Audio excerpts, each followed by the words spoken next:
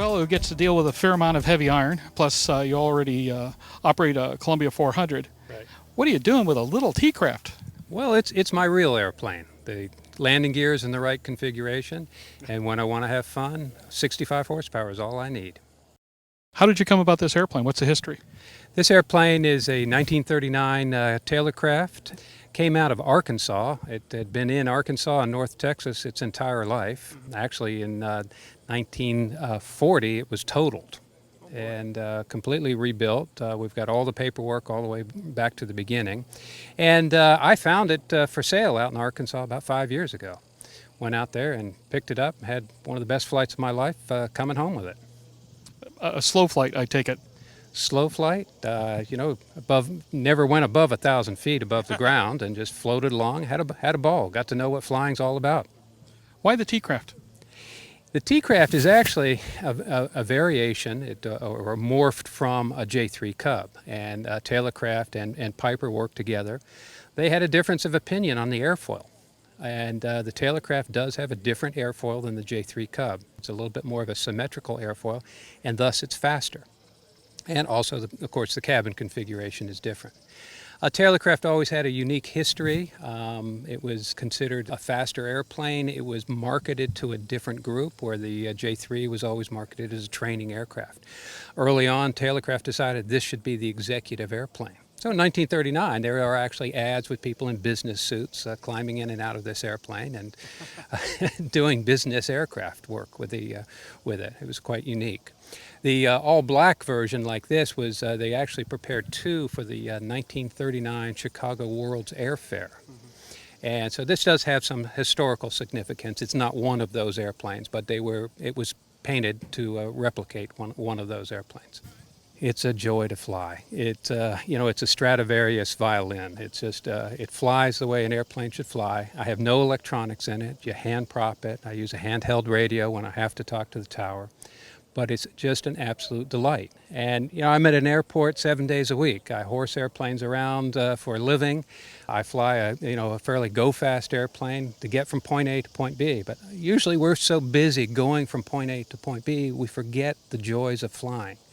Going out early morning, tree hopping, down over the river, things like that, that's what this airplane's all about. It's safe, it'll cruise at 110, and it burns 3.5 gallons an hour. So even as an FBO manager, low fuel burn is a top priority for me. Freedom through innovation. It's what led us to develop Cirrus Flying 2.0, the framework for a bold new take on private aviation. And as a result, the gap between the aircraft we produce and those of our competitors continues to widen. Cirrus knows where the personal aircraft industry is headed. We're already there.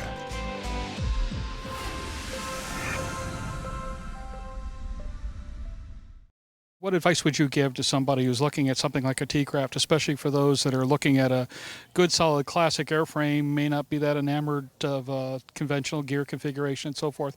What should an erstwhile Taylorcraft owner know? It's a good, straightforward airplane.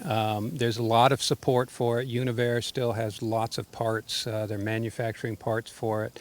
A lot of interchangeability of parts between the J3 and the Taylorcraft. So it's an easy airplane to own, easy to fly. It has heel brakes, so you got that transition. Even I've got thousands of hours in tail draggers, and going back to heel brakes it was an eye opener. It was a little exciting, but it was fun. And the best thing to do is get a good checkout, go on a grass field, but it's a very tame tail dragger, very tame. What have you been doing with it? Describe the typical T-craft mission. It's rehab. Okay. Instead of Miller time, I'll pull it out and fire it up and fly over to the St. Johns River, open the window, lean out, just watch the scenery go by. It's quiet, it's comfortable, and it's just fun to fly. So it really de-stresses me. Kick back, smell the airflow? Yep, absolutely. And there's nothing like a fabric and tube airplane. It's fun, they smell great, they fly great, and it will always retain its value, and it's always fun. Have you had any problems finding people who can work on a classic aircraft like this? No, not at all. The Continental 65 is what's in this, and it's still a straightforward everyday engine. We've done a couple of mods to it. It's got dual slick mags on it with dual impulse couplings, so it starts very easily, things like that. So hand propping is no problem. But any AMP can work on it. In fact, any owner can do a lot of work on it. It's quite easy to change the oil. There's no oil filter or anything like that. It's very straightforward. The beauty of the Release 9 system architecture is that you have two fully redundant integrated flight displays. Each has access to all the systems and data. Providing full redundancy and eliminating traditional reversionary modes, Release 9 allows either display to be configured as the PFD. Now your failure modes are much more manageable because you can continue to fly with the same familiar display symbology without the need to relearn composite modes you don't typically fly with. Avidyne's Integra Release 9 is truly the next generation in fully integrated flight deck technology. We've noticed the airplane's in outstanding shape. I mean, it looks like it rolled off the showroom floor. Was this something that you did to restore it, or were you able to find one in this condition? No, I was actually able to find it in this condition. Looking through Trade-A-Plane, Barnstormers, things like that, I found this thing out in Arkansas. Called them, and after a couple of pictures were sent to me by email, I actually bought it without physically seeing the airplane. It was exactly what I was looking for. And the guys out there, as most of the classic aircraft owners and operators are, it's a great brotherhood. We all exchange aircraft and parts, and everyone is just upfront about it. It's a great area of general aviation. What surprises have you encountered, if any, in owning this airplane? Just the amount of attention that it draws. It's fun. It's like going through town in a Model T. You know, you pull into an airport, people come out to look at it. You mentioned that the machine burns, like, what was it, 3.5 gallons an hour at about 110. Can you give me a little bit more, some more stats on what this airplane can do? Well, yeah, it's pretty amazing. 1939, it's short field capable. 2 people. I've got 19 gallons of fuel on board, so I've got a 500 to 600 mile range.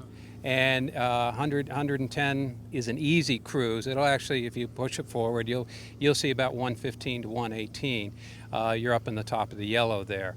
Versus a J3 is down in the 90s if you're leaning forward and going downhill, as they say. So it's a good traveling machine. And I've taken the wheel pants off. I've got very classic, the original wheel pants for it. But it's a good rough field capable airplane.